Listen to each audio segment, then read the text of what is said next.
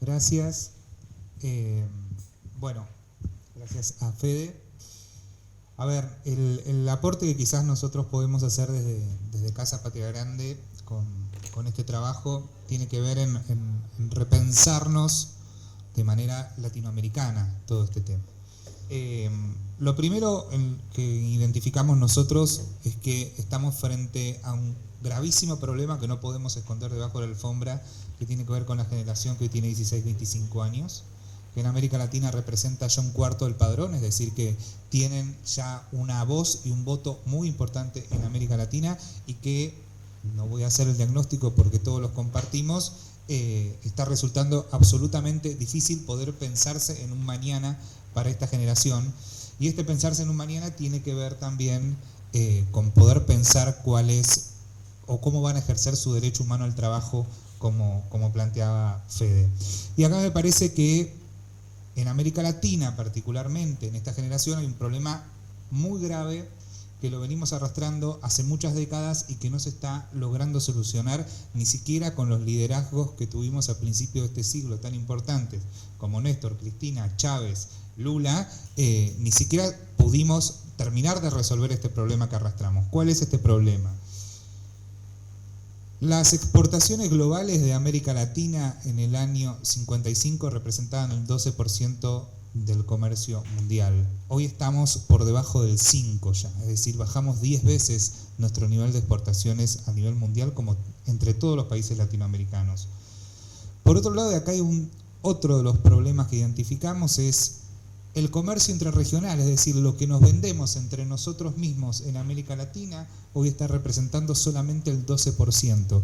Y si vemos el comercio intrarregional entre el sudeste asiático, está en el orden del 34% y la Unión Europea en el orden del 55%. ¿Qué quiere decir esto? Que el trabajo que producimos nosotros mismos ni siquiera lo estamos vendiendo entre nosotros mismos. ¿Por qué? Porque terminamos, como sabemos, exportando en general materia prima, y ahí me parece que está la clave del gran problema que venimos arrastrando.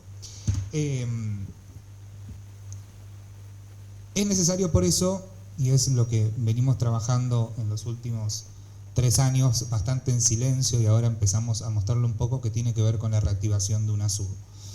La Unión de Naciones Suramericanas, que fue para nosotros el mejor organismo de integración regional, por algo es el único organismo que la derecha latinoamericana eliminó, el resto siguió vivo. Por algo Macri, Lenín Moreno, Piñera, Bolsonaro eliminaron UNASUR. Porque ahí adentro de UNASUR estaba la posibilidad de poder discutir y profundizar y encontrarle soluciones a estos problemas que tenemos, que no solo tienen que ver, como planteaba antes, con estos números respecto al comercio, sino con cuál es la calidad de trabajo que tienen los latinoamericanos y latinoamericanas. Y en el medio de todo esto, de que estamos desintegrados y desacoplados entre nosotros mismos, también lo que tenemos es que se están generando nuevos imperios, que es lo que se llama como los imperios en la nube, de los cuales América Latina y el Caribe no tiene forma de dar ningún tipo de respuesta ante esto. Si vemos la última declaración de ingresos que tuvo Amazon antes de la pandemia, recaudaron 75.000 millones de dólares en un año. Es muchísimo más de lo que pueden recaudar todas las islas del Caribe juntas.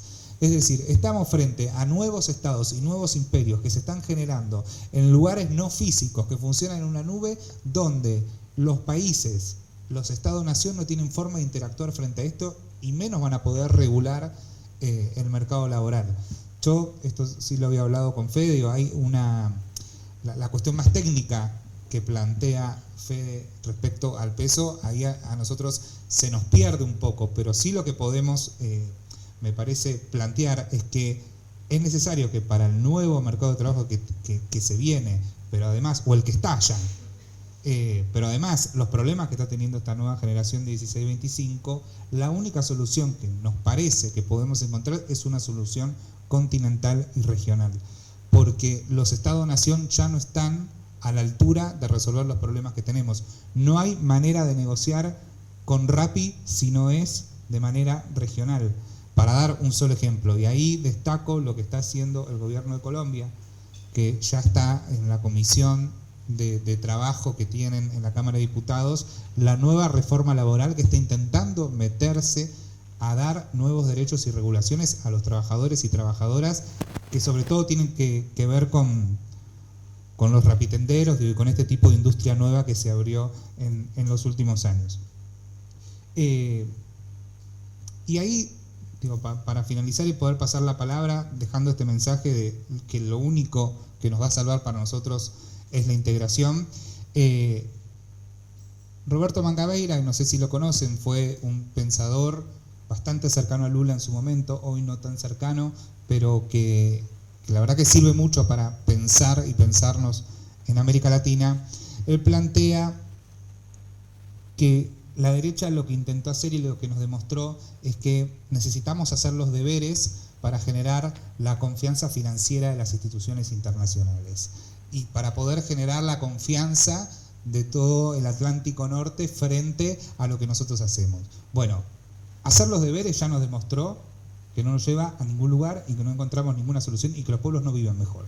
Entonces, la solución tenemos que pensarla en cómo nosotros hacemos los deberes con nuestros propios pueblos. Y ahí plantea 5 ejes que, por un lado, tiene que ver con recalificar el aparato productivo de América Latina. Como hoy está pensada la producción latinoamericana, ya no tiene ningún sentido. Recién se mencionó el litio. Pensar el triángulo del litio en términos nacionales no sirve de ninguna manera. Y no hay solo litio en el triángulo de Argentina, Bolivia y Chile. Brasil tiene litio, Perú tiene litio y México tiene litio. La salida a qué hacemos con el litio tiene que ser una salida regional. Por el otro lado, que lo mencionaban recién, con la baja del trabajo no registrado, o ver de qué manera se aborda la informalidad laboral. El tercero, la educación analítica y empoderadora, es poder repensar los sistemas educativos latinoamericanos, que haya una política regional fuerte, pero que a la vez esa política regional se inserte en los federalismos de cada uno de los países. Y por último, repensar el Estado en este nuevo mundo donde haya mucha más articulación entre el Estado, los privados y la sociedad civil en general.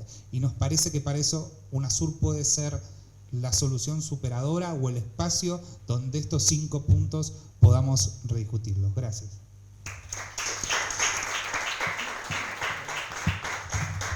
Muchas gracias, Matías. Le damos la palabra a Valentín Mateucci, empresario textil. Bueno, buenas tardes. ¿Se escucha bien? Sí. Iba a hablar un poco del diagnóstico, pero bueno, evidentemente, al igual de como decía Matías, ¿no? Me parece que todos vamos en una misma línea de coincidencia. Yo vengo a aportar más que nada alguna que otra crítica a lo que sería el libro, pero utilizando como base lo que decía, Jime. Me parece que creo que el análisis en principio viene de 2 aristas. Primero de, obviamente, el aumento del empleo informal, pero también lo que vos dijiste y nombraste muy perfecto es el youtuber, el que vende desde acá y que no está enmarcado en ningún, justamente, y valga la redundancia, en ningún marco. Me parece que de ahí se está perdiendo mucho y es donde nosotros como país hoy podemos aprovecharnos de eso.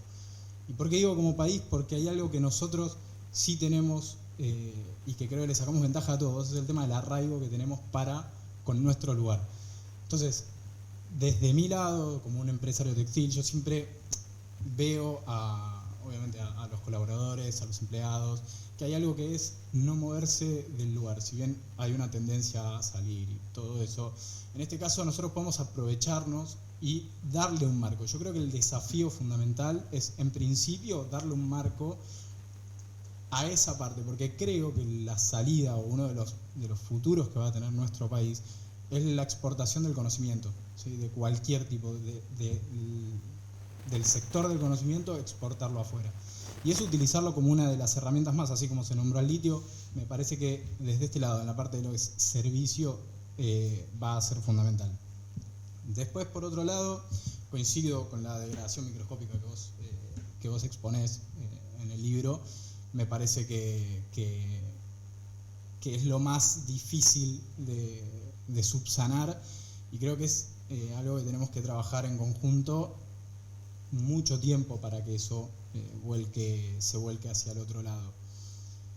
También desde el otro lado pareciera que al empresario se lo ve como un ente sociable.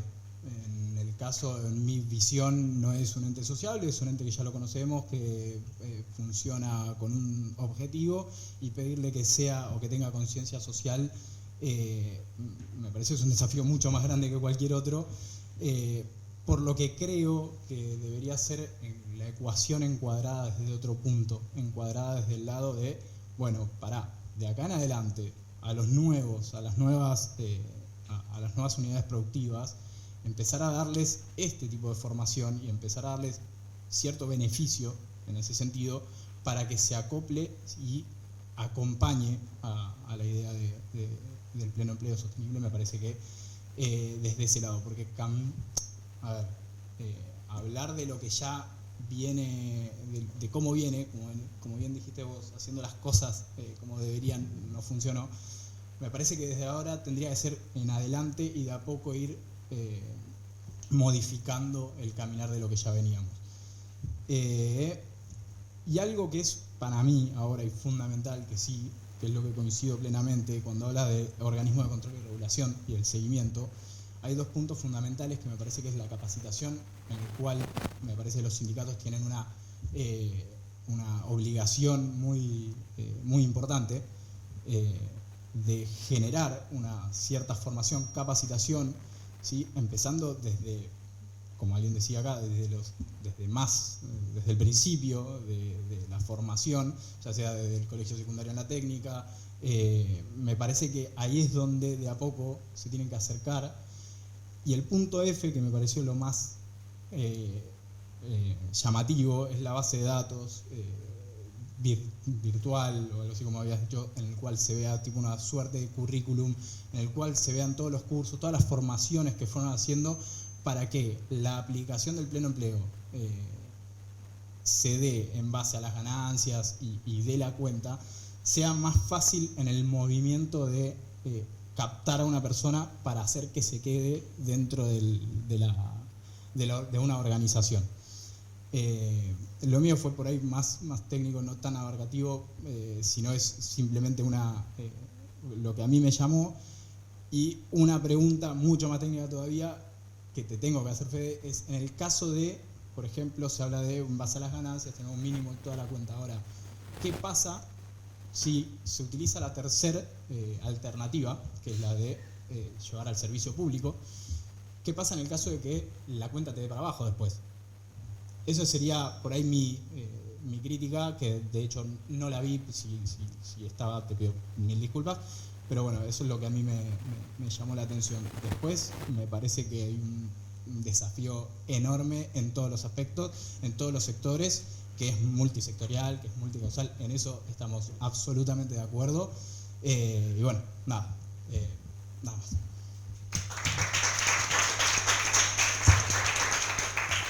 Muchísimas gracias, Valentín. Le damos la palabra a Trinidad Mato, referenta estudiantil. Bueno, ¿ahí se escucha? Ahí va. Bueno, gracias, Bianquis, y gracias, Fede, por la invitación. Yo pensaba, como militante estudiantil, ahí nací, ahí estoy, ahí vivo, básicamente, quizá de dónde podía aportar, y creo que es justamente desde ahí, quizá una mirada más joven, más desde la cotidianidad, siendo parte quizá de un sector de la sociedad que tiene un contacto permanente con un mercado laboral que es una desgracia, literalmente es una desgracia, en donde reina el sálvese quien pueda, y de hecho quienes se salvan entre mil comillas, porque empiezan a laburar en condiciones de precarización absoluta, en la informalidad, con trabajo que ni siquiera muchas veces llegan al mínimo. El otro día me contó un compañero, empezó a laburar en un lugar en donde había escape de monóxido de carbono y nadie hacía nada al respecto. Entonces esas son las condiciones en las que la juventud hoy quizá consigue un empleo. Y ahí hay un problema, porque se empieza a volver imposible pensar, ¿no?, la estabilidad laboral, la posibilidad de proyectar a largo plazo, la posibilidad de que el trabajo sea efectivamente un ordenador de la vida de la gente. Y cuando pasa eso, las consecuencias no son solamente en términos económicos, de que los números te dan mal, sino que literalmente, quizá va a sonar cursi, pero síganme con esto que tiene un punto, y juro que tiene algo de sentido, que es que literalmente empezamos a formar sujetos apáticos, frustrados, tristes, con poca expectativa, con poca esperanza. Y ahí me parece que entra la cuestión de esta propuesta que hace Fede, que animarse, gracias por la prepotencia, porque animarse a pensar algo a largo plazo hoy por hoy no es cosa fácil, no es cosa sencilla. En un momento en el que ni los estados casi proyectan a largo plazo, pareciera que se lo relegamos a las empresas privadas, que hoy Marvel sabe qué película va a hacer en 2030 y nosotros no tenemos un proyecto de país de acá a 40 años, eso es un problema. Acá empieza y entra como esta cuestión de la generación de propuestas de gestión, ¿no? Y para mí algo muy bueno que tiene esta propuesta en particular es la cuestión de, quizá guiada por el Papa Francisco, que yo soy papista, así que banco esa línea, pero también muy peronista, muy cristiana, de volver a pensar los proyectos políticos poniendo al ser humano en el centro, ¿no? En definitiva, las grandes transformaciones positivas de la historia, los grandes movimientos, fueron a partir de eso, fueron a partir de pensar transformaciones estructurales que pongan a los humanos y al ser humano y sus necesidades en el centro. Entonces acá para mí hay un disparador en estos dos sentidos, ¿no? En la prepotencia de animarnos a pensar a largo plazo y en la prepotencia también en un momento en donde reina el sálvese quien pueda y todo es una selva casi sin salida, bueno, de volver a ponernos como seres humanos en el centro. Así todo creo que hay, tengo la intervención muy esquematizada, voy a tratar de ser sintética, pero también creo que se abren ciertos desafíos y quizá acá va más mi aporte, personal, individual, pero también colectivo, discutido con personas, que es, en primer lugar, bueno, las condiciones de aplicabilidad de este programa, ¿no? De cualquier programa que nosotros generemos, ¿no? El mundo del trabajo es un mundo que genera y que toca muchos intereses, ¿no? Hay algunos empresarios o hay empresas que maximizan ganancias a costa de los derechos laborales de los trabajadores. ¿Cómo hacemos nosotros para, cuando lleguemos, antes de que el programa sea exitoso, sea aplicable, ¿no? ¿Cómo podemos generar nosotros las condiciones para que eso efectivamente pueda hacerse y después sea exitoso y después la podamos pulir y después lo podamos reconstruir y demás, que son las cosas que pasan con cualquier programa? Y en segundo lugar, quizá suena un poco abstracto al principio, acá nos preguntábamos qué es la informalidad, qué onda los sindicatos y demás. Yo quizá voy a algo un poco más elemental y más básico de qué es el trabajo hoy por hoy. Porque hoy están confluyendo dos procesos que son muy importantes. El primero es un proceso de degradación del trabajo en sí mismo, con los procesos del neoliberalismo que no solamente literalmente destruyeron la matriz productiva y con eso trajeron precarización, informalidad, empleos malos, bajos sueldos y una imposibilidad de pensar, y a la vez una necesidad muy grande de pensar al trabajo como un ordenador social, sino también que los avances tecnológicos, o sea, esas dos cuestiones, ¿no? Los procesos de destrucción del empleo formal y los avances tecnológicos, confluyen en una síntesis que es la que vivimos hoy, que se siente sobre todo en los jóvenes, que es un mercado laboral cada vez más excluyente, en donde cada vez hay menos oportunidades y las oportunidades que hay son cada vez peores.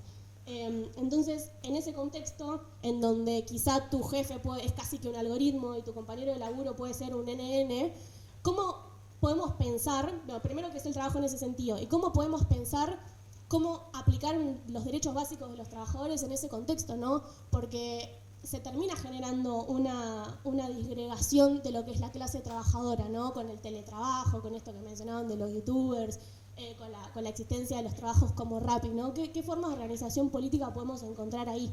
Y ese para mí es un debate que es elemental y que de hecho va a terminar siendo lo es ahora, va a terminar siendo una deuda a medida que el proceso de profundización de este tipo de mercado laboral continúe en ese sentido. Pero quizá más esas tres cuestiones, ¿no? Como más a modo de diagnóstico, que los problemas de la juventud son un recorte de los problemas de la sociedad en general, no son problemas solamente sectoriales, y en ese sentido el mercado laboral con el que nos encontramos es terrible.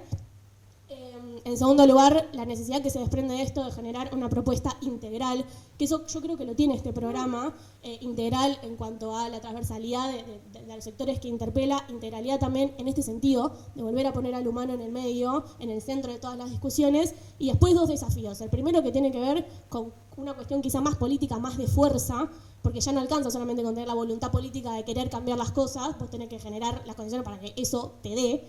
Y después una segunda cuestión, quizá más filosófica, pero no por eso menos pragmática, que es pensar qué es el trabajo hoy por hoy, pensar qué hacemos con estos nuevos tipos de trabajo, y cómo hacemos para hacer valer una base mínima de derechos para quien ingresa al mercado laboral sea en condiciones dignas, porque el trabajo, quizá lo repartimos mucho, pero el trabajo dignifica en un sentido en el cual se desarrolla en un marco de prosperidad, de buenos salarios, de buen ambiente laboral, y no como se está desarrollando ahora, quizá. Pero bueno, eso.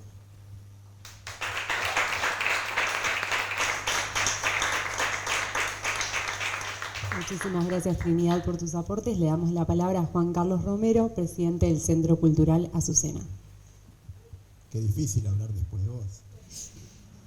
Pero qué lindo estar rodeado de mujeres trabajadoras, de compañeros tan valiosos, con una mirada regional, con una mirada política, coincidiendo o no, a lo mejor en algunos tramos, una mirada empresarial, y de tanta juventud, y me incluyo, con juventud acumulada, bastante juventud acumulada, juventud peronista acumulada.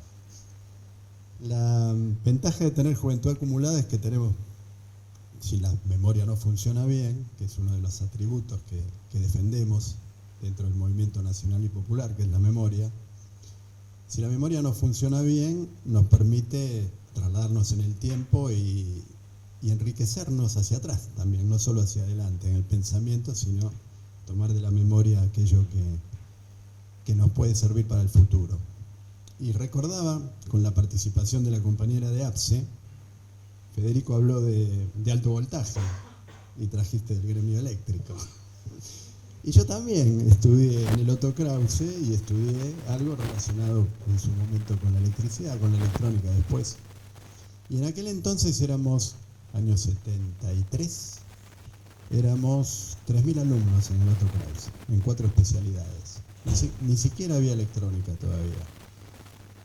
Eléctrica, mecánica, construcciones y química. 3.000 alumnos, varones, 4 mujeres. O sea, las carreras técnicas estaban vedadas de facto, no porque hubiera alguna reglamentación, porque podían asistir las chicas, de hecho 4 asistieron, y con el tiempo fuimos viendo, más allá de que ya no son 3.000 lamentablemente los alumnos de ese prestigiosísimo colegio, ni de otros colegios técnicos, porque hubo un industricidio en nuestro país, que hasta los gobiernos de Néstor y Cristina, que empezó a revertir ese proceso, fue en decadencia continua y permanente. Es decir, independientemente que bajó la cantidad de alumnos, subió la proporción de mujeres. Y eso nos da una perspectiva, no solo de empleo, sino también de generación de empleos a partir de determinadas carreras técnicas que permiten justamente generar empleo, es decir, generar nuevos emprendimientos como el que tiene acá el compañero. Muchos de nosotros en su momento, casi todos, cada 25 o 50 años, el Otto Krause hace una fiesta donde nos reunimos y encontramos que la mayoría de mis compañeros se desarrollaron en las áreas técnicas. Y esto de alguna manera también fue una resistencia que tuvo que ver con oponerse de facto al industricidio. Ese industricidio también tiene que ver con la propuesta de pleno empleo. Si tuviéramos industrias florecientes, si tuviéramos un país próspero en todos los aspectos, con alta tecnología y productividad, la necesidad del libro de Federico no existiría. Pero precisamente, y acá vuelvo a lo técnico, más allá de las ecuaciones, que tienen mucha belleza, las ecuaciones que nos plantea Federico, porque hasta hay belleza en las ecuaciones, cuando detrás de una ecuación está lo que dice la compañera, está el ser humano. Esas ecuaciones lo que tratan de mostrarnos es la forma en que podemos matemáticamente generar respuestas adecuadas a una situación de derechos humanos, que es la precarización laboral, y tomo la palabra también del compañero de la Casa Patria Grande, con perdón en lo autorreferencial. Hace 4 años, no, un poquito más, 2016, pasa el tiempo, estuve en La Habana participando como observador en las conversaciones de paz entre la FARC y el gobierno colombiano de entonces. Y por supuesto, el gobierno colombiano estaba, digamos, pintado, para hablar claro. Mandó algunas delegaciones, pero no participaba mucho en las conferencias de prensa, digamos, más allá de que el proceso desembocó en un proceso positivo, después con un contraste en las urnas, pero un proceso positivo que hoy tiene como resultado que por fin un gobierno progresista gobierna Colombia. El actual senador Iván Cepeda, también senador en aquel entonces, tuvimos una conferencia de 4 horas charlando personalmente sobre el tema de la regulación de algoritmos, una vieja lucha que damos desde el Centro Cultural Azucena y desde el Fase Popular. 10 años ya que venimos dando la lucha por la regulación de los algoritmos, de las redes sociales, de las plataformas, porque la lógica que esto tiene, y es la parte que creo que podría aportar para complementar lo que haría perfecto la propuesta de Federico.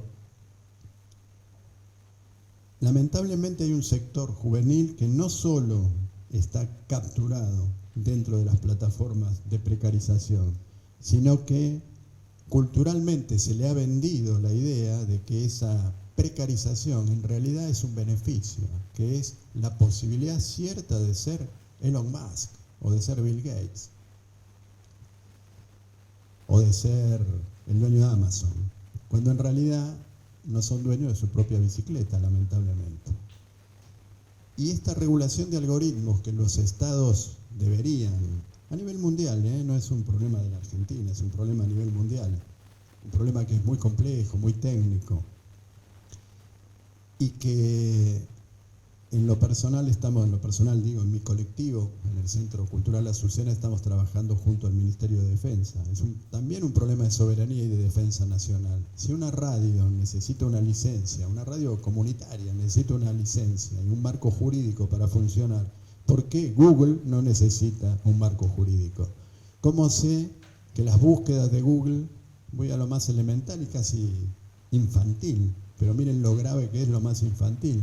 ¿Cómo sé que no privilegia una empresa textil del exterior frente a una empresa argentina? Simplemente porque sea del exterior, de la casa matriz, digamos, o de los intereses que responden a la casa matriz. ¿Por qué habría de poner primero a la compañía del compañero, salvo que pague, ¿no? Pero digo, en condiciones de igualdad, si nadie paga, ¿cómo es el algoritmo de Google? Yo quiero saber cómo es el algoritmo. Quiero saber cómo es el algoritmo de Facebook, qué me presenta, en qué sentido y cómo me presenta la información, los algoritmos de Twitter. Si nosotros no regulamos los algoritmos,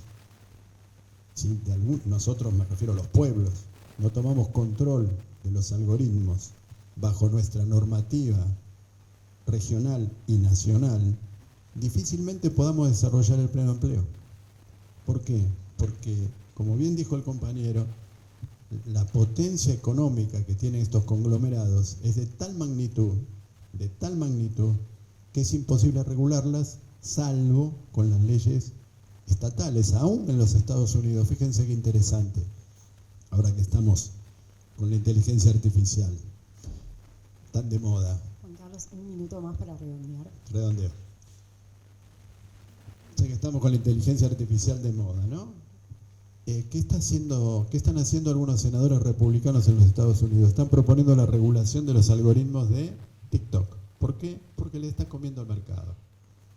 Les está comiendo el mercado. La inteligencia artificial de los algoritmos de TikTok hace que de alguna manera la presentación de la información sea tan eficiente que los chicos están, 40% de los usuarios están entre 16 y 25 años y son el 40% de la captura prácticamente que hace TikTok frente a Netflix y a otras plataformas.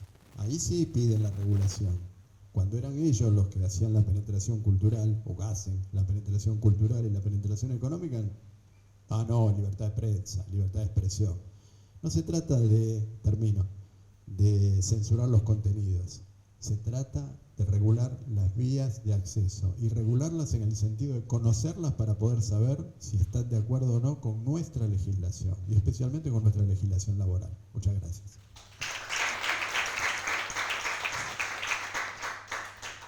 Muchas gracias, Juan Carlos. Le damos la palabra a María Alejandra Beligoy, referente empresarial. ¿Qué tal? Buenas tardes. Bueno, Fede, gracias como siempre por dejarnos participar. Bueno, se me vienen muchas cosas a la cabeza porque había armado algo, pero escuchándolos a todos veo que tenemos un común denominador muy grande que creo que tiene que ver con ordenar, ¿no? Yo soy empresaria y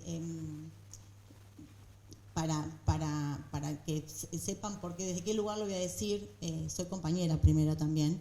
Tenemos una consultora de trabajo, o sea que imagínense si puedo opinar al respecto de hace más de 25 años junto con mis hijos. La experiencia que me ha dado la empresa ha sido muchísima y veo desde el lugar que nos toca a los empresarios, a los compañeros, colaboradores que tenemos, que de los dos lados a veces padecemos situaciones. Y que qué importante sería todo esto que estamos hablando, encontrar un común denominador, un espacio de diálogo y de debate para poder resolverlo. Soy una convencida que los dos ejes principales que tienen que tener un país son la educación y el trabajo. Porque tienen que ser un derecho, porque la paz también tiene que ser el derecho al trabajo, no es solamente no a la guerra. Metí este bocadillo porque soy una de las embajadoras de las Dos Rosas por la Paz de Juan Carlos Pagliaroz y siempre es tan amplio lo que significa la paz que no tiene que ver solamente con la guerra, ¿no es cierto? Cuando hablamos de educación y trabajo, pongo como ejemplo, un chico con educación no te pide un plan, es mentira que todos los jóvenes de este país quieren un plan. Es mentira. Yo ando por los barrios, tengo una actividad social importante en mi ciudad, soy de Bahía Blanca, independientemente que soy porteña, pero estoy viviendo allá, mis hijos viven acá, trabajan conmigo. Un chico con educación, y aún los que no tienen educación, entienden la dignificación que significa el empleo. Cuando hablo de ordenar, y por mí no querer irme por las ramas y querer sintetizar, tenemos muchas cuestiones. Cuando, por ejemplo, hablamos de planes, hablamos de propuestas o proyectos que se han presentado y donde quizá algunos sectores muy individuales y donde piensan únicamente en sus particularidades, porque como siempre digo, podemos discutir cómo lo hacemos, pero no qué hacemos, porque hasta inclusive fuera de los colores políticos que podemos llegar a tener, todos entendemos cuáles son las necesidades o las problemáticas de un país, o las problemáticas del género, o las problemáticas del hambre, las conocemos. Tenemos que ponernos y sentarnos a ponernos de acuerdo, a ver cómo las resolvemos. Pero los problemas son los mismos, gobierna quien gobierna. Cuando hablamos de planes y hemos presentado proyectos, algunos sectores, reitero, hablando de individuales o de particularidades, dejamos de pensar en poner justamente al ser humano como principal situación y ser empáticos justamente con lo que significa el ser. Presentamos proyectos, los planes tienen maneras de resolverse, hay que cambiar la ecuación, como no sé si dijiste vos o alguien, simplemente porque 2 más 2, más allá que es 4, muchas veces podemos hacer que sea 5 si nos juntamos, ¿no es cierto? Y cuando presentás un proyecto como, por ejemplo, yo trabajo, en nuestra empresa hacemos fiscalizaciones para el gremio UATRE, hacemos un trabajo federal muy grande donde buscamos la gente que está fuera de la formalidad, les aseguro que está fuera de la formalidad en el campo es tremenda, porque no solamente la precariedad y la perversidad con la que tienen a muchas personas, quienes dicen que no tienen la posibilidad de crecer y manejan los campos más grandes de nuestro país. He visto comer criaturas sopa de un balde en cuclillas, como para contar lo menos imposible de contar, o gente durmiendo 48 personas en un colectivo, cambiando horarios para hacer cama caliente, salir a trabajar, trata de personas, trabajo infantil, explotación.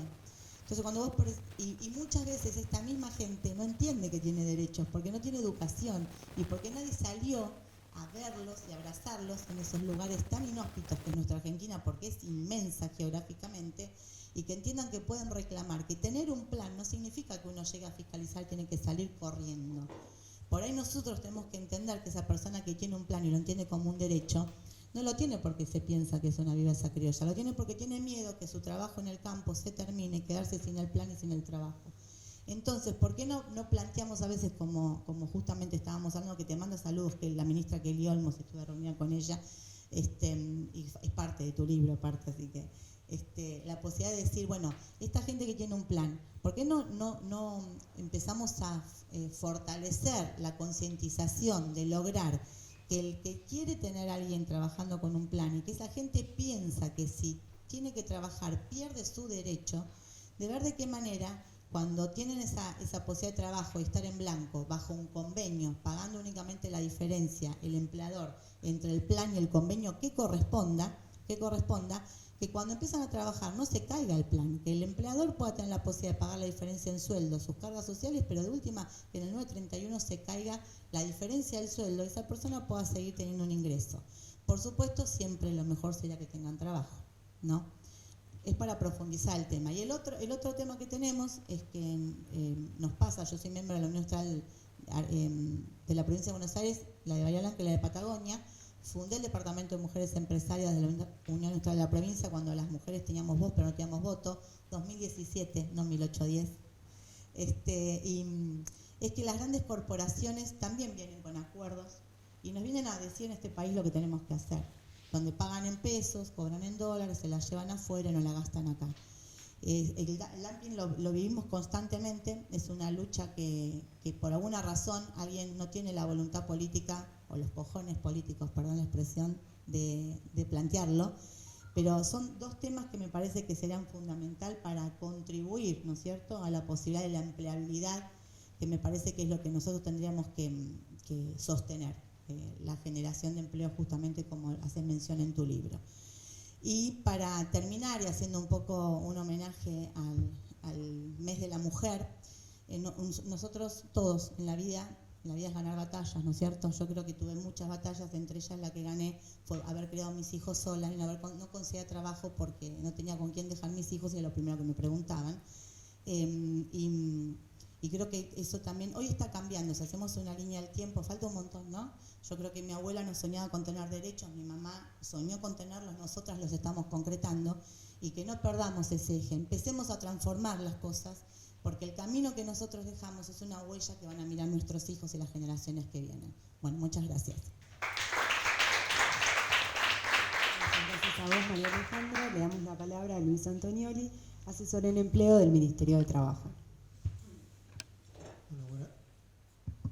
¿Se escucha? Bueno, buenas tardes. En primer lugar, cuando me invitaron a poder participar de este evento y leí el trabajo de Peso, digo, bueno, hago una crítica constructiva a Peso, o por ahí hablo de lo que uno está acostumbrado a charlar, que son los programas de empleo a nivel nacional. Y por ejemplo, hablar del puente al empleo, de programas que tiene el Ministerio, que digamos, me parece que será largo y tedioso por ahí hablarlo ahora, pero sí me incliné por hablar puntualmente de lo que es la propuesta de Federico, que la verdad que es novedosa para mí, disruptiva, que llega muchas veces a pensar cuál sería el norte, ¿no? En esto creo que el eje principal y que se rescata es el tema de la distribución de la riqueza, digamos, que es el gran problema que tenemos en América Latina. Como tantos otros problemas, y creo que los que estamos acá ya vimos un montón de cualidades que tenemos y de líneas en común, como con Juan Carlos hemos participado en varios debates respecto cuando hablamos de la cultura del trabajo, la no existencia de cultura de trabajo en los jóvenes. Nosotros hemos pensado, digamos, que no es un problema de cultura del trabajo lo que tenemos en Argentina en ese aspecto, sino que es un problema de cultura del trabajo registrado. O sea, que no hay trabajo registrado, porque trabajo hay. Las personas que están en los movimientos sociales, con planes, lo que se llaman planes sociales, yo no creo que puedan vivir con 27.000 pesos, no sé cuánto están ahora, no viven con eso, trabajan. Hay un problema de registración y obviamente de salario, que vos muy bien lo describís en el trabajo de Peso Argentino, que es un desafío. Obviamente que uno puede tener puntos en las ecuaciones, yo no soy matemático ni me encantan mucho las ecuaciones, pero está claro hacia dónde se apunta, hacia la distribución de las riquezas y cuál es el aporte, digamos, de toda la sociedad. Especialmente se le pide al sector, digamos, de las unidades productivas que hagan un esfuerzo más en esta distribución de las riquezas. Yo creo que, digamos, está muy bien encarado. Por ahí habría que buscarle también alguna zanahoria más también al sector empresario para no ser, por ahí pecar de ingenuo, porque, digamos, Entonces, si digo, y es más, por ahí más finito, Fede, no tomo constructivo, por ahí buscar, digo, entendiendo que todos lo vimos y estudiamos lo que es la ecuación del peso argentino, por ahí de una reintegro con el tema de ganancias, porque por ahí nosotros lo decimos, con las ganancias, digamos, es para generar puestos de trabajo, a ver cómo hacemos para que eso después en algún momento tenga alguna zanahoria que pueda invertir, digamos, ¿no? Porque si no sería, digamos, utópico esto. Y lo otro que lo que me gustaría atarlo, digamos, que es una idea que a veces uno viene trayendo, que es, bueno, ¿cuáles son los sectores que el Estado tendrá que volcar esa capacidad laboral y productiva, digamos, económica? Y claramente, al menos en mi opinión, por ahí me perdí alguna parte, pero de lo que leí no estaba, era encararlo por ahí desde el tema de lo que es la construcción de la vivienda. En este país tenemos un problema de vivienda enorme, que no lo voy a andar describiendo ahora, digamos que tenemos que tener una política de Estado, y ahí creo que ahí tendrá que por ahí meterlo del peso argentino con la construcción de la vivienda. Cuando hablamos del problema de divisas en este país, digamos, creo que tenemos todas las condiciones de construir casas acá en Argentina, está bien. Hay ciertas infraestructuras, que parece el transporte, por ahí habrá que verlo, pero es mano de obra fácilmente, digamos, que se puede capacitar. Digamos, hoy tenemos, y lo podemos trabajar desde el sector de los empresarios, de la economía social, de los diferentes sectores. Obviamente tiene que estar la dirección del Estado en esto y ser una política de Estado. Entonces por ahí, como aporte, digo, digamos, me parece muy bueno lo que has planteado, por el tema del tiempo, pero creo que por ahí buscarle una beta, por ahí no es la construcción de vivienda, por ahí puede ser otra, no sé, será la del litio, no sé, digo. A mí si me preguntás, yo creo que la vivienda está piola porque el vidrio se puede hacer en Argentina. La gran mayoría de las cosas se pueden hacer en Argentina sin necesitar de capitales externos. Hasta incluso podemos meter todo lo que se viene en la transición justa y lo que es entre los empleos verdes, digamos, en la tecnología en la construcción de vivienda. Digamos, es un paquete. No es fácil, es difícil, sabemos toda la situación política que tenemos en el país, pero bueno, nada, es mi... ¿Siguen los 5? Bueno, nada, así que muchas gracias y ese es mi aporte. Muchísimas gracias, Luis. Le damos la palabra a Natalia Salvo, presidenta de la Corriente de Abogados Laboralistas, 7 de julio. Muchísimas gracias. Muchas gracias, Fede. Siempre es un placer. Muchas gracias a Flaxo. Bueno, la verdad que a mí me gustaría hacer un abordaje, si se quiere, más generalista, porque el proyecto de Fede, y no es por debido conocimiento lo mío, me parece fantástico, porque es una herramienta y es un instrumento que pondera que el derecho al trabajo es un derecho humano. Y me parece que estamos perdiendo historicidad. El otro día escuchaba que menos del 10% de la población tiene noción de haber vivido conciencia política de lo que sucedió en los años 70. La deben haber visto a Norita con una foto de su hijo. Su hijo, como tantos otros, era trabajador y militante político. Más del 50% de los detenidos desaparecidos en este país eran trabajadores. Y el capital no cambió sus conceptos, ni sus herramientas, ni sus instrumentos. Sí cambió la concepción de subjetividad, que tanto padecen y viven los jóvenes, y que son uno de los sectores más vulnerables conjuntamente con las mujeres en lo que respecta a el empleo de calidad o el empleo con derechos, que estamos hablando de lo mismo. ¿Y por qué digo que hay que historizar esto? Porque el derecho al trabajo es un derecho humano que está condensado en nuestro país en una ley cuyo compilador también está detenido, desaparecido, estuvo preso en el plan Conintes, que se llama Norberto Centeno. Y en esa ley hay marco, y esto lo digo porque con el gusto de escuchar a compañeros y compañeras con distintas perspectivas, yo lo digo como abogada laboralista, muchas veces se hace referencia a que no existe marco jurídico. En esta sociedad hipernormativizada no necesitamos el marco jurídico porque el capital no cambió. Lo que cambió es el patrón de acumulación, de un patrón productivo a un patrón financiero. Y esto tiene historia porque pasó también de manera continental, como decía Matías, con la Escuela de las Américas, que formaban a los militares. También era un plan continental para América Latina. Tenían que desmantelar el estado de bienestar, tenían que decir que la presencia estatal y el estado elefantiásico era malo, tenían que decir, ya no hablaban de choriplaneros, pero sí hablaban de activistas, zurdos, peronistas, el enemigo interno que hoy en día también intentan construir a través de otros conceptos. Entonces, yo siempre digo de volver a los clásicos. Esta ley de contrato de trabajo tiene una matriz y tenemos una jueza muy, muy valiente, Viviana Dobarro, que así lo hizo en un fallo con Uber, donde tomó el artículo 21 de la ley de contrato de trabajo, no me interesa poner el número, pero dijo, si una persona presta servicios a favor de la otra, que tiene la facultad de dirigir su prestación, es empleado. Entonces, si es un algoritmo o no, no me meto en temas que no conozco a nivel técnico, pero no importa, ¿quién aprovecha tu prestación? Esa es la pregunta del millón. Y esto lo digo para no resignar agenda, porque acá en esta ciudad de Buenos Aires tenemos a la escribanía de Horacio Rodríguez Larreta, que dispuso un seguro para los trabajadores de plataformas, deslaboralizando el vínculo. Y eso es otra de las cosas que quería mencionar. El artículo 14 bis, fíjense cómo ha perdido prédica el derecho humano. El artículo 14 bis es consecuencia de la dictadura de 1955. Nosotros supimos tener una constitución al amparo del constitucionalismo social en 1949, que por supuesto la hicieron pedazos con el golpe del 55, y hasta ese artículo hoy tenemos a los Milei, a los Funes de Rioja que lo quieren venir a atacar. Y quiero hacer una gran distinción con aquellos sectores productivos que también perdieron con el gobierno que destruyó la industria nacional, un país que tiene su consumo, el mercado interno es más del 60% de la producción y las pymes le dan el 80% del laburo a los trabajadores, por eso no hablo de conglomerados económicos. Pero cierto es que, como decía Matías, el poder político está perdiendo respecto al poder económico, porque hoy tenemos un tipo que paga una red social lo mismo o el mismo monto con la Argentina contrajo el préstamo con el Fondo Monetario Internacional. Entonces, por eso tenemos el discurso de la antipolítica, por eso tenemos el discurso del individualismo, por eso también el capitalismo es una forma de construcción de subjetividad, es tan difícil salir. Y por eso es necesario la presencia sindical, como decía Mara, porque ellos sí la tienen muy clara, ¿eh? Ellos vienen a gobernar y te dicen que los sindicalistas o los abogados laboralistas somos todos mafiosos y que este país no puede salir adelante por la justicia del trabajo que tiene.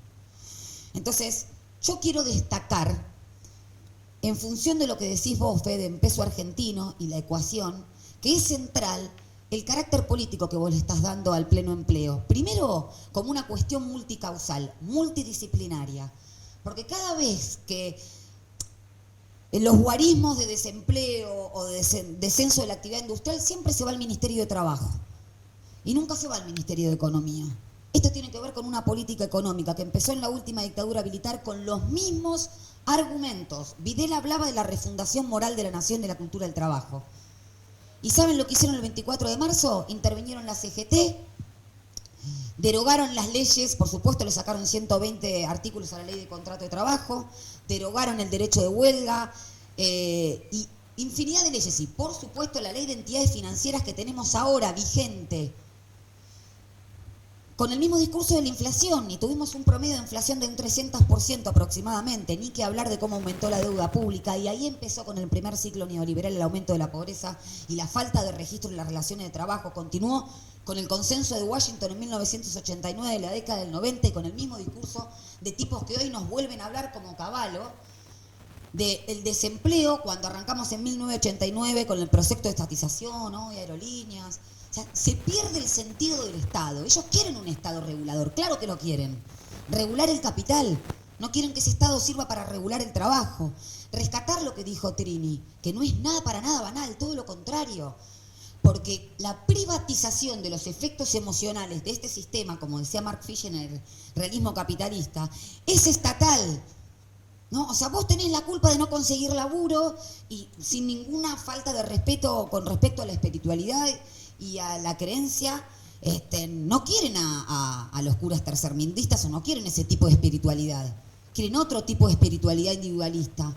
Entonces, reforzar la política, reforzar el lazo colectivo y reforzar la noción que da Federico de la multicausalidad del desempleo y el trabajo como un derecho humano. Pero no perdamos la historicidad, que acá la derecha no cambió ningún concepto. Se concentra cada vez más el capital con otro patrón de acumulación. Tenemos las herramientas normativas, las herramientas políticas y sociales para salir de esta situación, como por ejemplo con el peso argentino. Muchas gracias. Muchas gracias a vos, Natalia. Le damos la palabra a Romina Corbalán, gestora cultural y asesora parlamentaria. Hola, ¿qué tal? ¿Se escucha? Sí. Buenas tardes.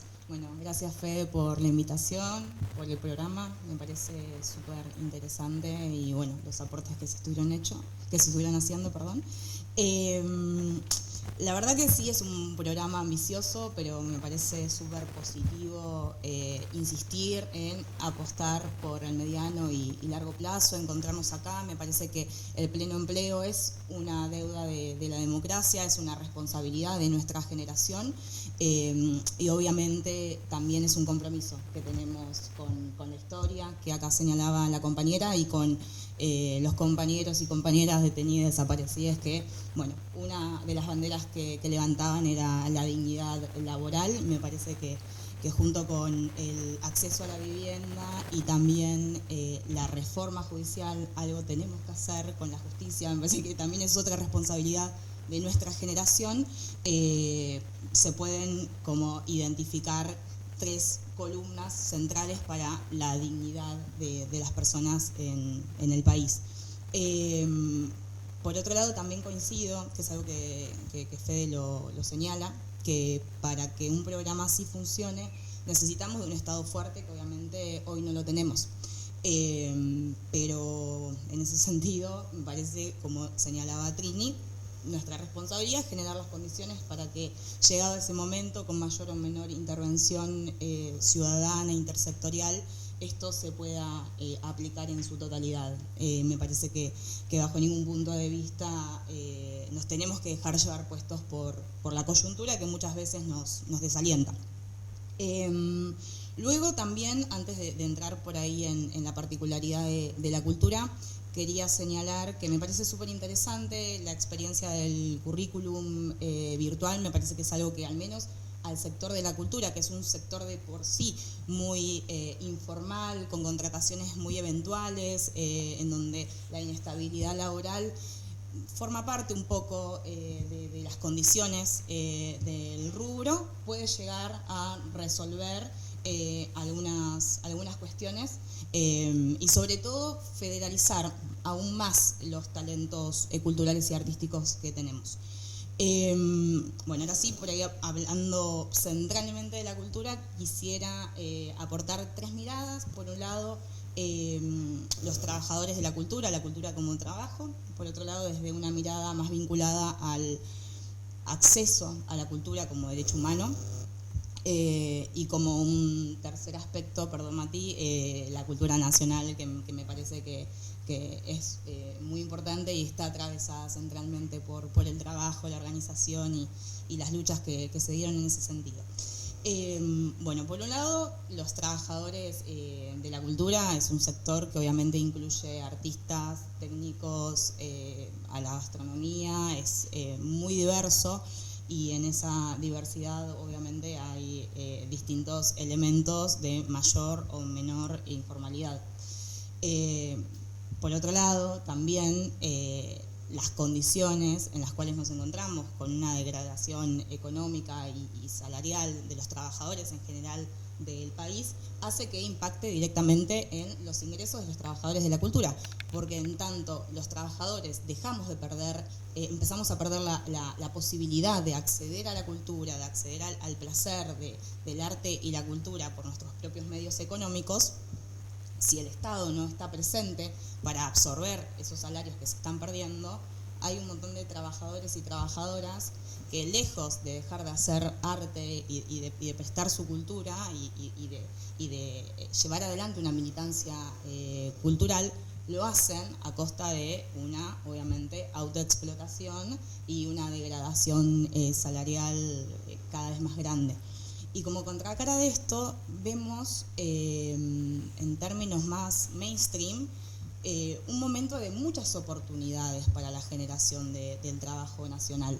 En este momento nuestros actores, nuestras actrices, nuestros músicos, nuestras músicas están teniendo un muy buen momento en la escena internacional, que justamente con un Estado activo, presente, que pueda aprovechar esa oportunidad y que pueda ir a buscar esas regalías que no vienen al país, se podría generar una retroalimentación y eso reinvertirlo en aquellas expresiones menos exitosas comercialmente, como puede ser la cultura popular, la cultura comunitaria, la cultura más tradicional y más folclórica de nuestro país, en donde obviamente hay una red y una historia inmensa y muy rica, y que hace obviamente al valor agregado de nuestros talentos, ¿no? Junto con el conocimiento, me parece que la creatividad nacional es muy alta. Luego, por otro lado, como bien señalaba, la cultura como un derecho humano. Estamos en un momento de mucha degradación en todos los aspectos. No solamente tiene que ver con lo económico, porque en definitiva hablamos de plata versus personas, que obviamente tiene impacto en la emocionalidad, en la salud mental, y en ese sentido la cultura es muy importante, lo hemos visto y quedó evidenciado durante la pandemia. Entonces, trabajadores de un campo que nutren el corazón de su pueblo deberían justamente ser bien reconocidos laboralmente, porque es un trabajo que la verdad que tiene un valor muchas veces invaluable o intangible, pero no deja de ser un trabajo. Y bueno, como bien aprendimos en los feminismos, eso que llamamos amor es trabajo no pago. Bueno, con el amor, por amor al arte pasa algo similar. Y después, como último elemento, quería hablar muy brevemente de la cultura nacional, más en términos generales, en donde podemos encontrar al trabajo, en donde podemos encontrar a la memoria, en donde podemos encontrar la reivindicación de nuestros organismos de derechos humanos, nuestras organizaciones sindicales y políticas, la solidaridad. Yo creo que la cultura hegemónica de nuestro país es esa, y hay una contracultura que tiene que ver con estos sectores más angurrientos, como en un momento dijo Cristina, que son muy fuertes y están muy organizados en cuanto a la resistencia que nos proponen cuando queremos avanzar efectivamente en generar un piso de condiciones sociales verdaderamente irreversibles, ¿no? En términos culturales. Y en ese sentido, esa batalla la seguimos perdiendo todavía. Entonces, me parece que es súper importante poner en valor al sector cultural, verlo como una oportunidad, que esté presente en nuestros programas vinculados al empleo, a la economía, en nuestros programas políticos. Hay una oportunidad ahí, hay una oportunidad para importar divisas, hay una oportunidad para exportar talentos, y me parece que vale la pena aprovecharla. Y bueno, como último, quería destacar una de las 50 RE que propone Fede, que es la de recrear. Me parece que es una oportunidad para que recreemos escenarios de prosperidad y esperanza. Gracias. Muchas gracias, Valentina. Le damos la palabra a Julieta Bonsignore, abogada laboralista del Ministerio Público Fiscal. Bueno, buenas tardes a todas y a todos. Muchas gracias, Flaxo, por recibirnos. Muchas gracias, Fede, por la invitación. La verdad que es un verdadero placer escuchar a compañeras y compañeros. Se aprende mucho en estos espacios. Y celebro también que estemos debatiendo en base a una propuesta. Me parece que a veces nos encontramos en distintos espacios a hacer críticas o a conversar o a dialogar, pero no siempre nos encontramos con una propuesta de gestión y a pensar también cómo crear y resolver problemas que son desafíos y que por supuesto no son fáciles. Por eso celebro también la diversidad, porque creo que es la manera en lo que por lo menos tiene que ver con el tema que nos convoca, que es el trabajo. Algunas cuestiones que el trabajo está muy bueno. La verdad que mientras lo leía se me ocurrían varias cosas y obviamente mucho por decir también de lo que fui receptando, que dijeron antes. Uno viene por ahí con cosas pensadas, pero en el medio vamos también tomando cosas que las propias compañeras y compañeros plantean y que me hace pensar. Y ese ejercicio me parece que es el fundamental. Cosas que me preocupan más que nada y algunas observaciones o advertencias. Creo que tenemos desafío como generación un desafío puntualmente con la crisis ecológica, que creo que a la hora de pensar el trabajo es necesario y es urgente que tomemos estos temas y que pensemos también cómo producir con esta conciencia. No solamente crear más trabajo, sino que este trabajo sea sustentable, tomar en cuenta, como decía el compañero, la cuestión de la vivienda también, ¿no? Pensar cómo generar sinergias. Hay una necesidad evidente de la vivienda, que justamente cuando leía, Fede, esto que planteabas de que cualquier trabajador, digamos, que preste su tarea tiene derecho por lo menos a un salario mínimo vital móvil, como plantea nuestra Constitución Nacional en el artículo 14 bis, y pensaba, hoy el salario mínimo vital móvil está en 69.500. La canasta básica está en 163.539. No hay que perder de vista estos datos. Es decir, para llegar a la canasta básica por lo menos se necesitan 2 salarios mínimo vital y móvil, y esto no toma en cuenta el valor del alquiler, que la mayoría de las trabajadoras y los trabajadores pagamos alquiler. Con lo cual esta idea de pensar cómo meter la vivienda y generar empleo también a partir de una actividad que la mayoría de los recursos los tenemos en nuestro propio país, me parece que está bueno, que sumaría. Por otra parte pensaba en lo que decía Nati respecto a que tenemos el marco jurídico, no es necesario salir a buscar más, porque es cierto que a veces se genera como esta sensación de que tenemos que ir a conquistar otra ley que nos dé más derechos y los derechos están en nuestra Constitución, están en nuestra ley de contrato de trabajo, hay que aplicarla, hay que hacerla conocer y hay que aplicarla. Un aspecto constitucional que me parece que también como trabajadores y trabajadoras tenemos que seguir y no abandonar esta lucha es la participación en la ganancia de las empresas, como dice nuestra Constitución, con control obrero en la producción y colaboración en la dirección. Esto está en nuestra Constitución Nacional. A todos los grandes defensores del constitucionalismo, bueno, esto también es algo que hay que perseguir. Y finalmente, un aspecto también que me parece importante, que tiene que ver con la revolución digital también, que creo que es otro de los desafíos que nuestra generación tiene por delante. Esto de, hay muchos que plantean el fin del trabajo o que pareciera que los algoritmos nos van a comer. Bueno, pensarlo como desafío y utilizar también esa herramienta dentro de lo posible. Mañana es 8 de marzo, muchas compañeras vamos a adherir al paro internacional. Me parece importante que en este contexto, y para finalizar, tengamos en cuenta que aunque las mujeres en los últimos años ingresamos masivamente al mercado de trabajo, a mí no me gusta decirle mucho mercado porque creo que el trabajo no es una mercancía, pero realmente esto no vino acompañado de una asunción por parte de los varones de las políticas de cuidado, y parte de la lucha que vamos a dar mañana y a estar también visibilizando tiene que ver con esto, con que estamos realmente sobrecargadas las mujeres, y esto está demostrado con encuestas, se puede ver en la encuesta nacional de uso de tiempo, cómo las mujeres utilizamos nuestro tiempo para trabajar fuera de la casa y cuando llegamos a casa seguimos trabajando. Entonces, parte de lo que los varones pueden hacer tiene que ver con asumir estas tareas de cuidado, que no solamente tiene que ver con los hijos, como decía Mara al principio, también a nuestros adultos mayores, al cuidado incluso del vecino, la vecina, de la persona que tengo al lado, y tiene que ver también con la humanidad que tenemos que recuperar en esta era en la que parece que las máquinas nos van a gobernar. Creo que es fundamental más que nunca encontrarnos, mirarnos a los ojos, recuperar la humanidad, y es poco probable además que el cuidado lo haga la inteligencia artificial, al menos yo no dejaría a mi hija al cuidado de un robot, así que en ese sentido me parece que también es el desafío que nos toca asumir, y creo que la mejor forma de encontrar la paz como sociedad tiene que ver con más justicia social, y el trabajo es parte fundamental de eso. Muchas gracias. Muchas gracias, Julieta. Le damos la palabra a Alejandra López, Secretaria General de SADOP Capital. Bueno, hola a todos y a todes. Ahí me acerco. Soy más petiza yo. Ahí va.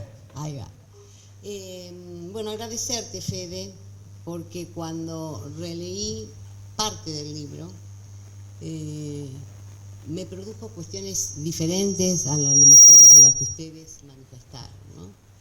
Veníamos de varias luchas de paritarias, veníamos sosteniendo los martes comunalmente en Plaza Lavalle, y yo decía, bueno, pero esto que es a futuro y que es una apuesta, no deja de repensarme y replantear lo que dijo el Padre y el Papa Francisco con respecto a los problemas que sigue vigente teniendo la sociedad con el capitalismo actual.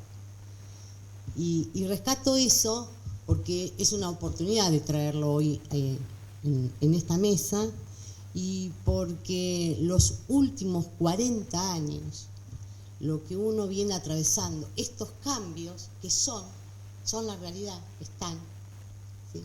Lo que ha producido es la disminución de la masa laboral formalizada y sindicalizada, sustituyéndola por la tecnología o por trabajo precarizado. Y me parece que el gran desafío que tu propuesta de gestión nos convoca, pero también lo que debajo de esa propuesta de gestión hay, que es el espacio a encontrarnos distintos sectores para poder debatir.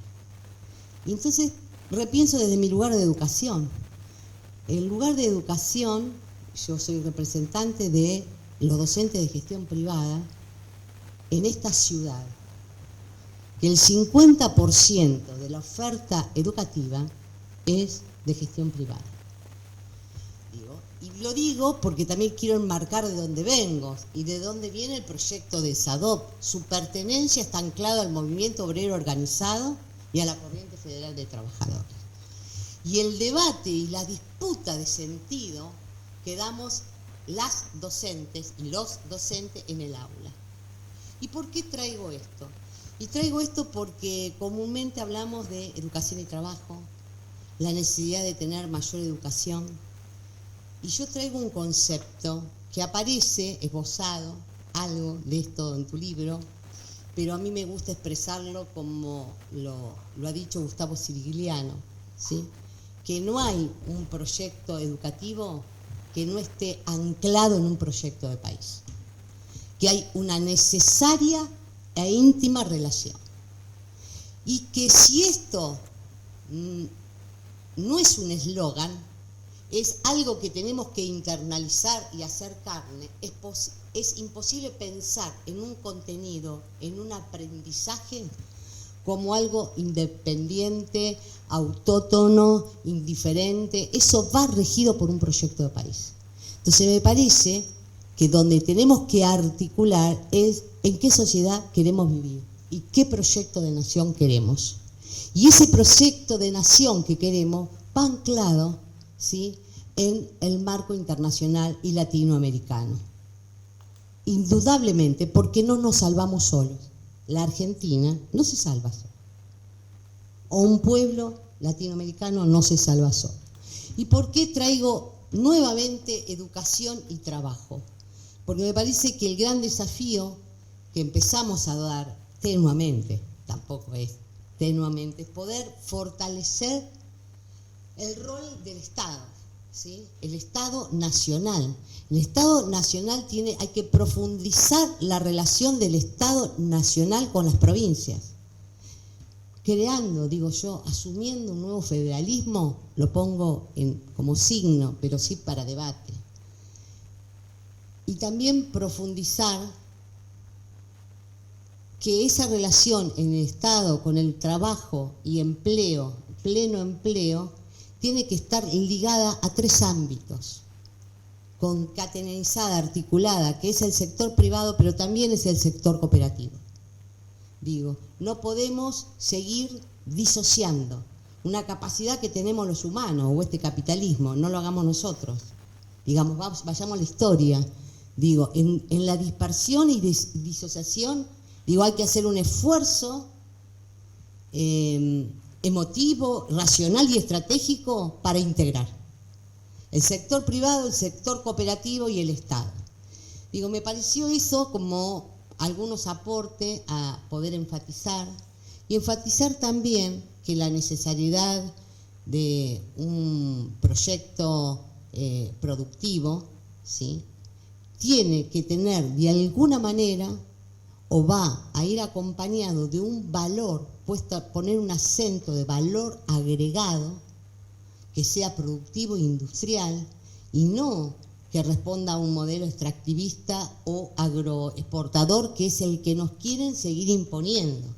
Digo, guarda con eso, porque si nosotros podemos entre todos dar el marco para la creación de eso en lo concreto a posteriori, o es un ida y vuelta, o un entramado, tiene que concretarse en un proyecto educativo. Que ese proyecto educativo ponga valor al proyecto productivo. No sé si se me entendió lo que quise decir. Pero me parece que es esto, y este es el gran desafío del sistema educativo. Del sistema educativo es pensarlo con el proyecto de país.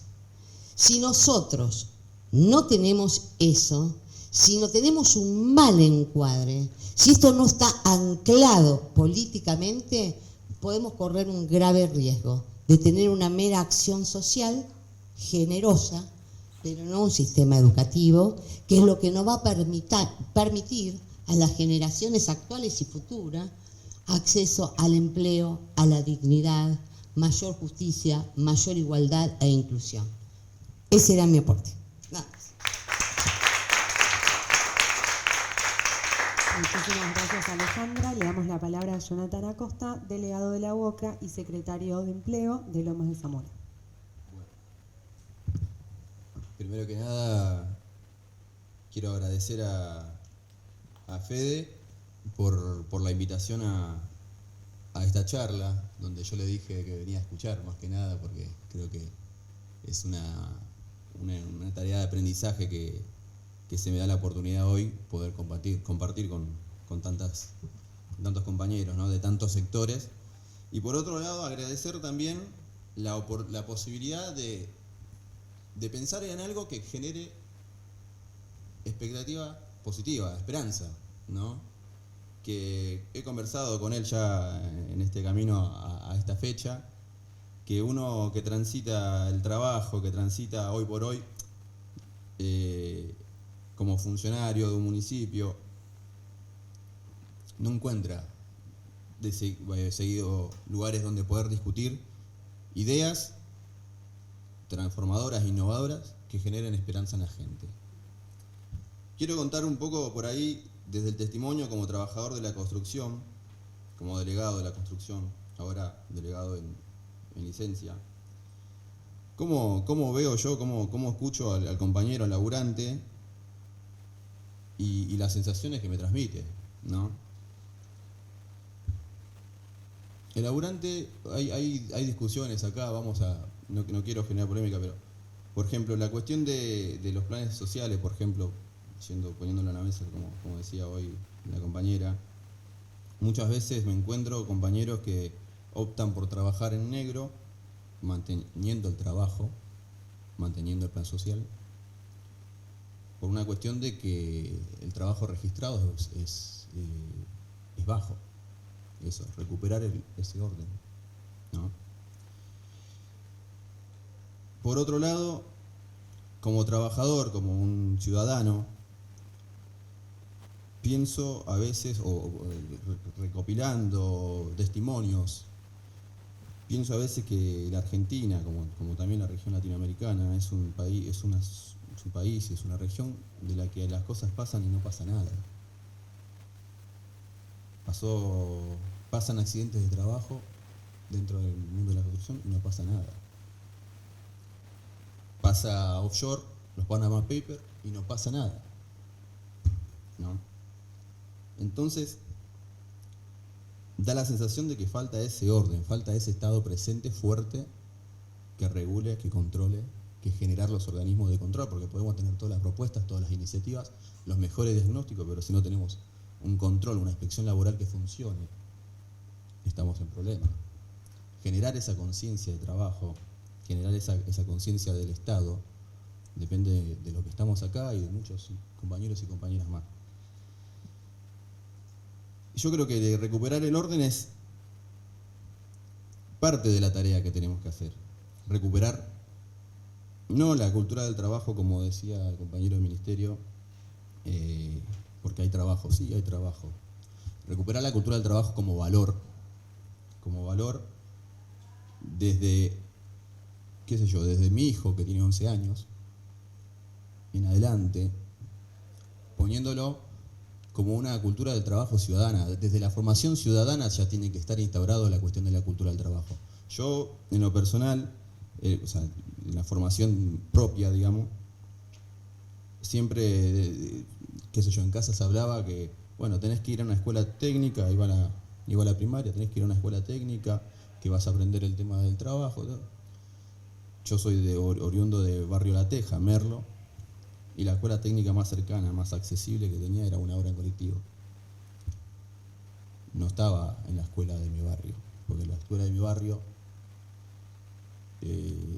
sin menospreciar a la escuela, porque soy muy amigo de la institución y de los compañeros de la institución, es más un lugar donde hay buenas intenciones, pero que termina siendo un lugar de contención. Pero no está la cultura del trabajo, no está la cultura ciudadana, no hay una formación en ese sentido. Creo que en la clave de la cultura del trabajo, en la clave de la identidad como trabajador, es donde vamos a por ahí encontrar la salida. Hoy uno ve o percibe primero el desánimo de los pibes. Me toca recorrer escuelas en el distrito de Loma de Zamora para hablar de empleo, para hablar de formación, de capacitación para el trabajo, y la expectativa de los pibes es muy baja, es desalentadora, no ve en el trabajo ese valor, sí ve en el consumo de un teléfono, una zapatilla, que está bien que tenga el derecho al acceso a eso, pero el consumo como fin último, como que consumir es la prioridad del pibe hoy, hasta que pasa, bueno, lo que termina pasando, hay sectores de la sociedad que quedan por fuera de la satisfacción de esa necesidad de consumo, y terminamos teniendo tejido social roto, tenemos índice de delictividad, y un ordenador que no sé qué queremos, que es el narcotráfico, porque cuando el Estado no ordena el narcotráfico en los barrios. El acceso a un montón de derechos, hablan los trabajadores, sí lo hablan, pero también hablan del acceso a poder comprar 1 kilo de carne en la semana. ¿Entendés? Son por ahí cuestiones más testimoniales, más del día a día, que uno trata de darle respuesta, ¿no? Yo pensaba, primero que te digo nuevamente, es muy agradable encontrar compañeros con los que podamos discutir ideas, y rescatar esto que siempre en la Argentina, desde su fundación, fueron los y las jóvenes los que traccionaron estos cambios, estas revoluciones de ideas que trajeron cambios, que hicieron lo que es hoy la Argentina y lo que trataremos de construir a futuro. Peso argentino. ¿Cuánto por hacer? A ver, vamos a una frase de Perón. Tenemos una Argentina con todo por hacerse, ¿sí? La necesidad de infraestructura tiene que estar reflejada en el peso argentino. La de la vivienda, la de los caminos, estratégicos a la posibilidad productiva, estratégicos a la posibilidad de comercio con la región, tiene que estar reflejado en el peso argentino. Me gusta lo de lo mínimo de empleabilidad según la renta, eso tiene que estar reflejado hoy, porque no es justo para el empresario ponerse en igualdad de competencia con una compañía multinacional y tener la misma presión tributaria, las mismas cargas sociales, que encima los otros generalmente lo terminan evadiendo, encontrándole el hueco al asunto. Jonathan, un Sí. último minuto para redondear. Bueno, creo que la clave está en esto, en recuperar por un lado el orden y la institucionalidad de la Argentina a través de las representaciones sindicales, a través de los movimientos sociales, de un Estado presente y fuerte que ordene y que haga cumplir los consensos alcanzados. Si nosotros nos ponemos de acuerdo, hipotéticamente, en la necesidad de promover el empleo sostenible, hagamos cumplir los consensos alcanzados. Y ahí es donde tiene que haber un factor denominador, que es el Estado. El factor cultural lo ordena el trabajo. Y después tenemos que promover esta cuestión de la conciencia ciudadana, que arranca con el pibe, de la necesidad y el valor del trabajo, porque si no, no nos podemos desarrollar como país, no podemos explotar el litio, no podemos explotar Vaca Muerta.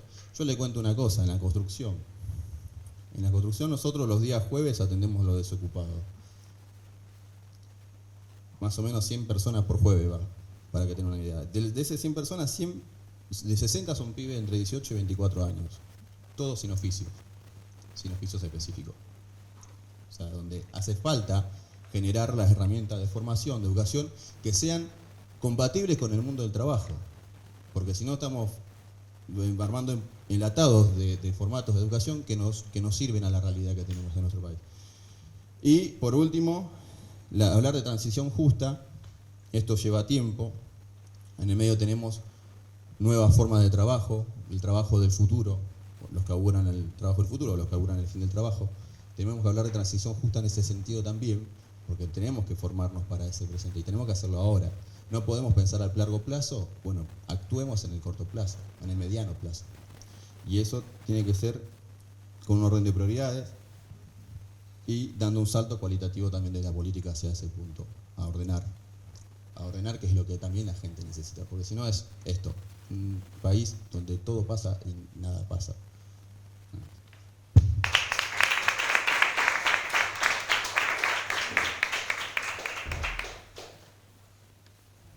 Ahí estamos.